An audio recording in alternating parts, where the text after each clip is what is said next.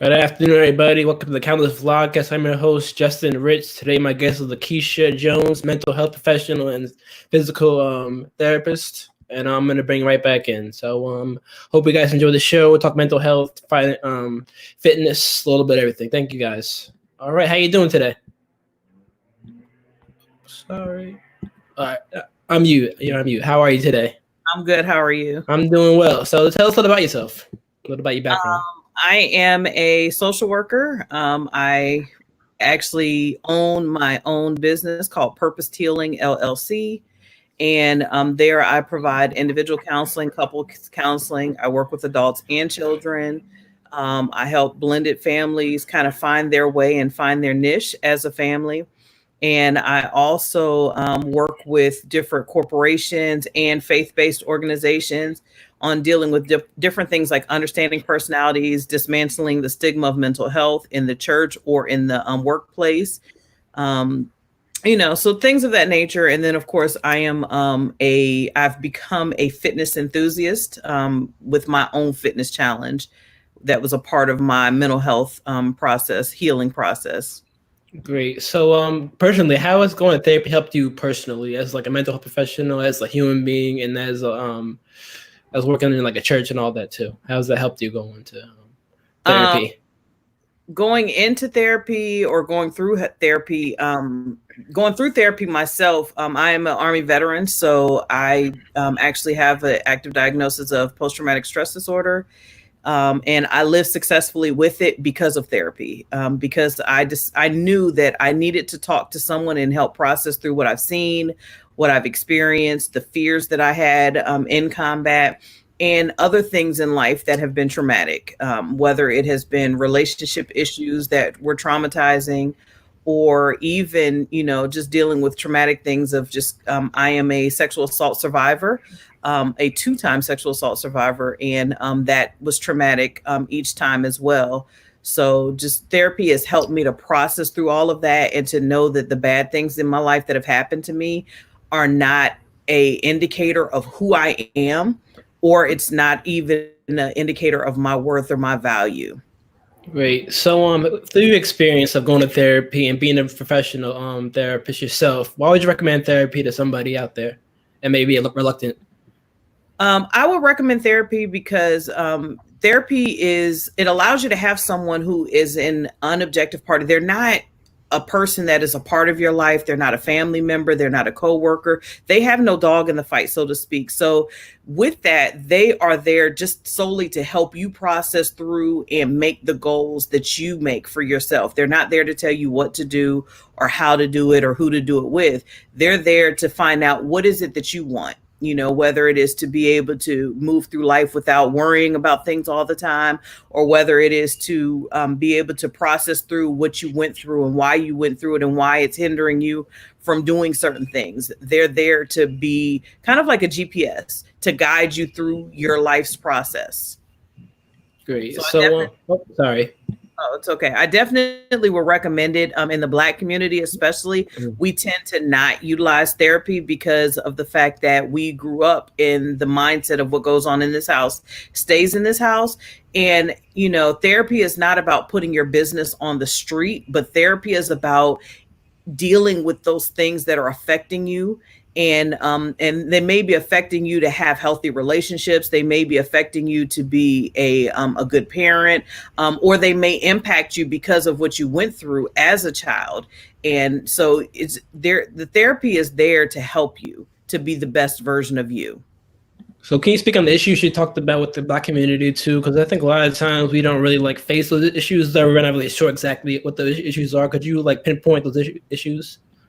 Yeah, some of those issues could be, not having both parents in the home, or being, it could be to where you are raised in a single mother or a single father household, and the other parent is absent and not actively participating in your life, and that can have an impact on you. I personally grew up without my father being in my life, and growing up, I thought that everything was normal. I thought I was like any other kid because the majority of my peers were in the same situation. So I didn't see any difference. It wasn't until I got older that it impacted me because, my mother being a single mother, I didn't know what it looked like to be in a marriage. I didn't know how to be a wife. I didn't know what it looked like to have a healthy, loving relationship because some of the relationships that I saw, unfortunately, were unhealthy and toxic. There was some domestic abuse, and then there was just the absence of another party in the household. So you can't know what you don't see. But I also think that it's important too when you're being raised by grandparents or other family members, or if you're in the foster care system, because sometimes we feel like, the other parent doesn't love us. And we feel, again, that equates to our value. And that other parent being absent has absolutely nothing to do with you or your worth. They're absent because they're choosing to be absent. It doesn't make you worthless because they weren't around, but as a child, when you don't know any better, you turn that stuff inward. And in addition to that, with some of the things in the Black community, if you have that family member or that family friend that has some issues and they have violated you by touching your body by way of molestation or even going as far as raping you, sometimes we want to keep those, the Black community, we want to keep those things hush hush and keep them within the family, so to speak. But when we keep it within the family, we're doing more damage than good because we're not allowing that child who has experienced that traumatic experience to be able to process through what they've been through so that they don't attach their worth to that. So it is extremely important. Yeah, that's very deep. So what are some ways to cope with the issues through childhood traumas and growing up, teenage years, not realizing it then to adulthood too, so it doesn't get to that far? What are some ways to cope with that and help yourself progress? It may happen, but what are some ways to cope through it? Counseling is good. Being devout in one's faith, regardless of what your faith is, it's always good to utilize your faith to help you through things, but having someone that you can talk to and you can process through that's going to help you. And if you're not going to counseling because your family can't afford it, your family doesn't believe in it, and they're not supportive of it, self-affirmations, affirming yourself and knowing that the actions of somebody else does not determine your value. Just because someone else does you wrong doesn't mean that you're not worth, you don't have worth. It doesn't mean that you're not valuable, because you are worthy, you are valuable, and your life has just as much purpose as anyone else's, and finding a way to turn that pain into purpose. Great. So one issue we also face every day is race issues. So 2-part question. How have you helped patients cope with that too? And how have you personally dealt with that yourself, going through that and healing? Yeah, that's I know it's tough, but you gotta talk about it. Especially because we're right in the thick of it. In terms of helping myself, I turn my frustration into by using my voice. I'm a part of 2 different podcasts. One of them is pH Balance, which is my podcast where I talk about different relationships. And I talk about how racism actually affects relationships, because you have some people who are unintentionally racist, but it's still racist. And it's hurtful because you appreciate these people, you appreciate the relationships that you've had with these people, but now when we're dealing with the situation of us saying Black Lives Matter and they're coming back saying no, all lives matter, then it causes you to question those relationships. So I'm using my voice to deal with it, and I'm making sure that I'm using every bit of power that I have to speak up, to bring about change. And I'm also kind of wrangling in. I'm a part of the NAACP in my local area, and I'm a part of wrangling in and introducing the youth, to bring it to the table and to use their voices, because a lot of times we spent so much time telling youth that, be seen and not heard, stay in a child's place. But you know what? Right now, their place is to have a voice. Their place is to have a seat at the table. They need to be able to speak up, because the changes that are going to come about now are going to affect them or the changes that do not take place are going to affect them. So we need them to come and have a voice. And they've been doing an amazing job by standing up and protesting and speaking up, and saying that they're not going to take it anymore. And I believe that they should be invited to the tables and be allowed to give their voice, so that their voice can be heard. I think it's important in terms of helping someone else deal with racism. It's a reminder that it's not new. We have to be reminded that this isn't new. This has been our reality since even before we walked this earth. Our ancestors have dealt with this racism. It has just become more undercover. People have been very subliminal in their racism. It hasn't, in most senses, it hasn't been as direct, but it's now becoming more and more direct. So many of us are very, very hurt because we have not experienced that before. But I want to remind, our Black community that this racism is not new. It's not new. It has been very evident in our lives in various different ways. It manifests in various different ways. And we have to take a stand. We have to take a stand and say what we are not going to accept anymore. We've taken a stand and saying that, us being able to wear our hair naturally is acceptable, and we're no longer being forced to wear our hair a certain way in the corporate world to be acceptable. But we also have to take a stand in saying the fact that, we're not going to be accepted on being treated like we're less than. We're not going to accept leadership, referring to us as less than. We're not going to accept the fact that healthcare is the huge disparities in healthcare. We're not going to accept the huge disparities in education. We're not going to accept it anymore. We demand that we are being treated equally in every facet, and we're not going away this time. You may have given us a little bit to pacify us in the past, and we took it, but not anymore. Now we're going to make a loud roar, and you will listen.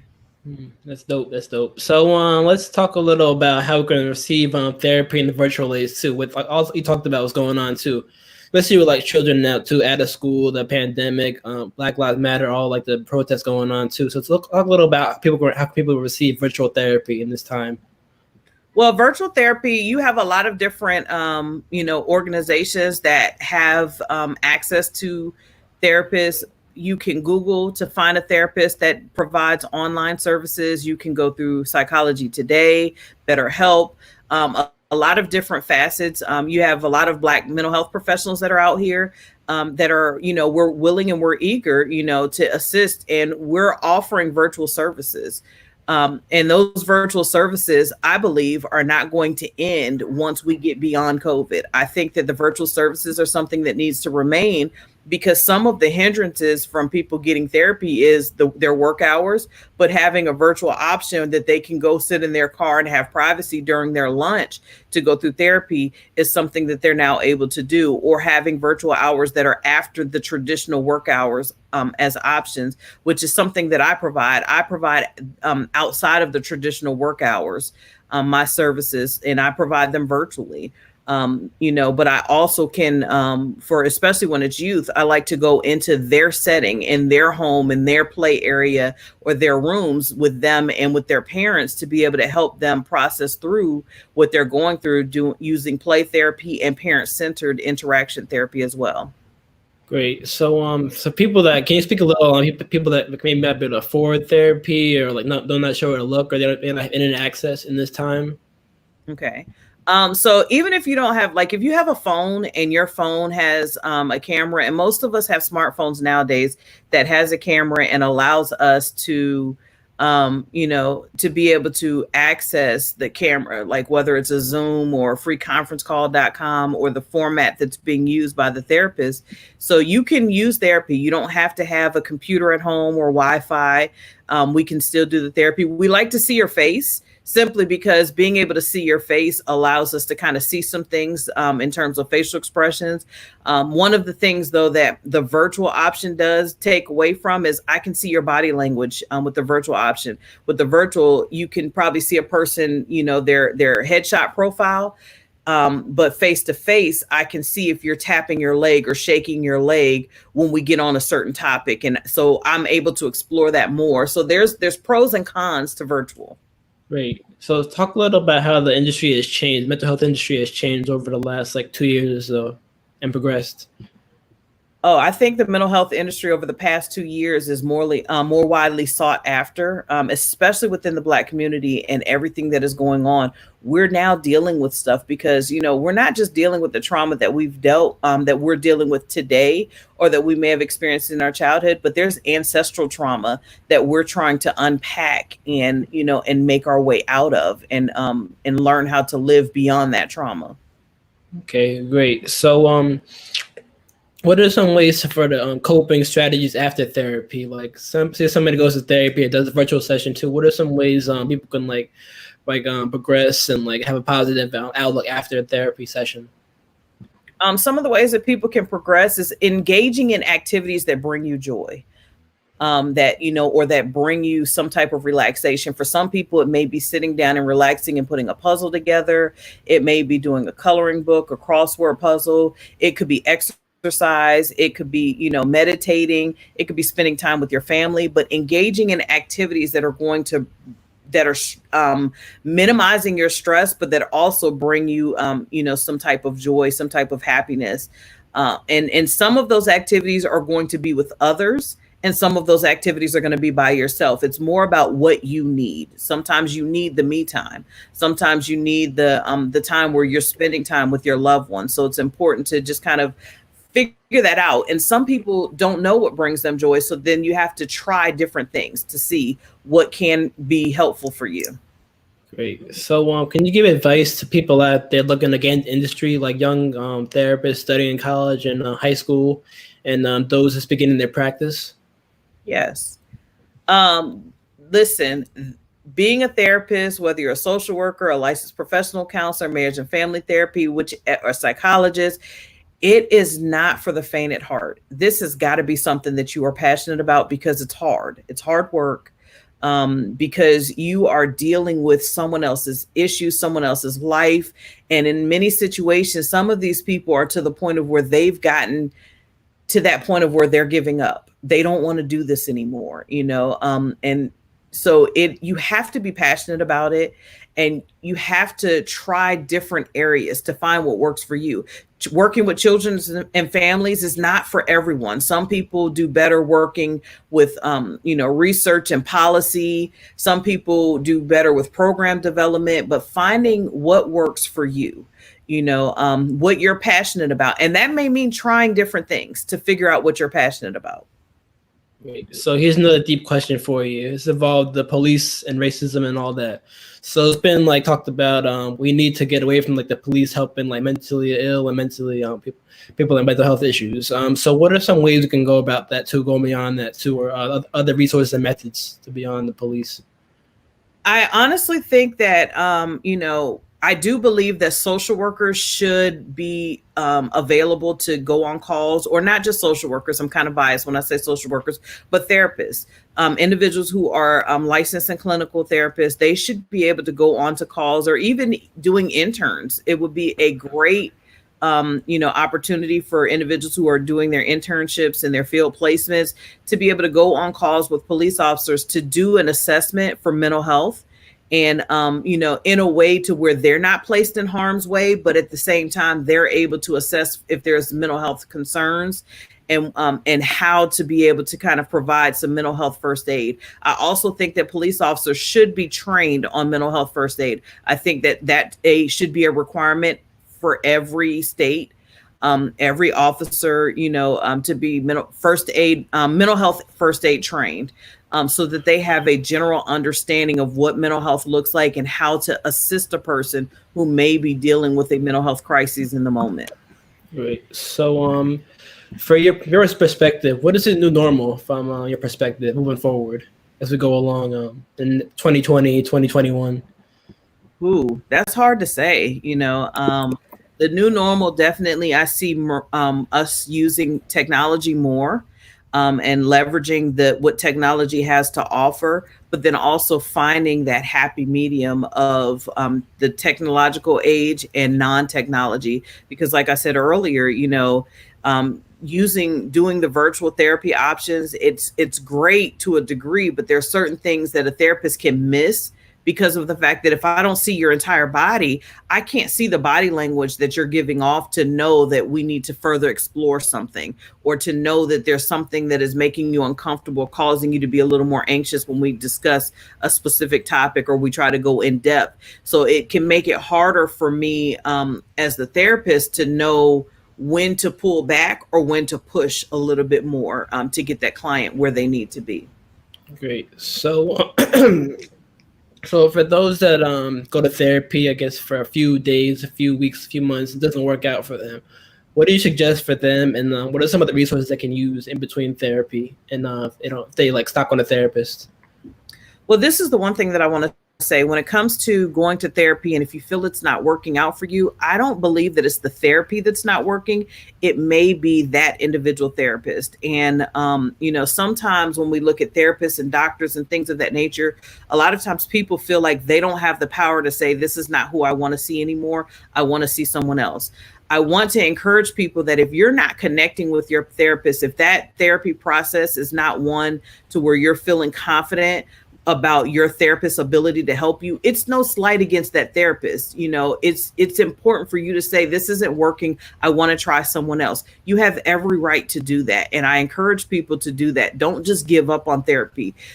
Keep trying until you find the right fit, because sometimes it may not be, as me being a Black female, it may not be that I'm the therapist for you.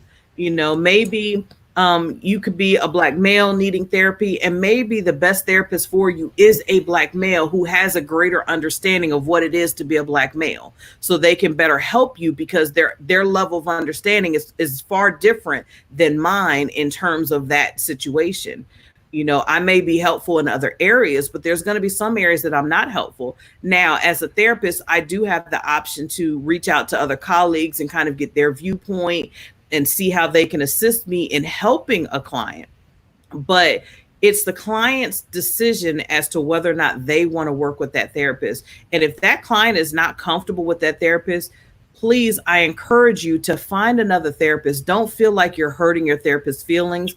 And a therapist should be telling you from the very beginning that if you at any point feel like this isn't working for you, or this relationship is not right for you, please say so that we can get you connected with who is right for you.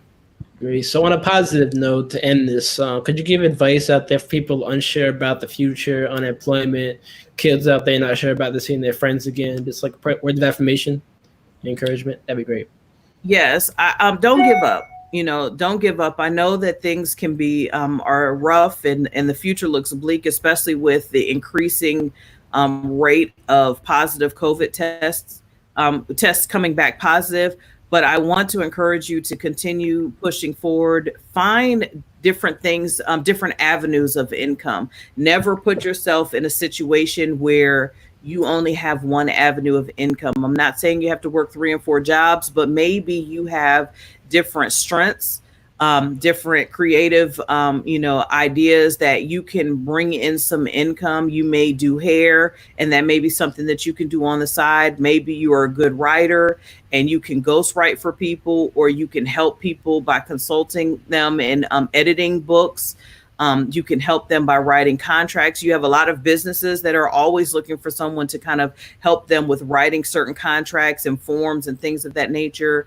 If you are, just whatever you're good at, if you're creative in terms of arts and crafts, you can make things and sell things. If we've noticed that you've had a lot of people who have found their creative niche during this pandemic, and you've had people that have come together and they've made masks to donate, they've made masks to sell and earn income. They've created, you have different people who've created masks and head wraps. Be creative, use your creativity and work with that, and use what you have at home. You don't have to go out and spend a whole lot of money. Use what you have at home until you can start earning some extra money, and then put that money back into your business. But I definitely want to tell you that it is going to be okay. I know it's rough, but hang in there. It's going to be okay. Great. Thank you for coming on, Lakeisha. It's been great. So people that want to like follow you or find you, because you're the family therapist, I think somebody in the chat wanted to find a therapist for their family. So where can people find you at, like your tags and the website? I'm on Instagram and Facebook under Purposed Healing. It's PURPOSED Healing. And then you can also find me through my website, which is purposedhealingllc.com, PURPOSEDHEALINGLLC.com.